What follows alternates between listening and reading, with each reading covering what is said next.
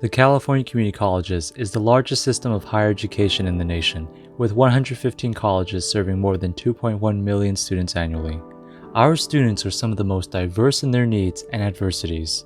Many of them are diligently climbing the ladder of higher education, pouring their valuable years in the pursuit of the American dream.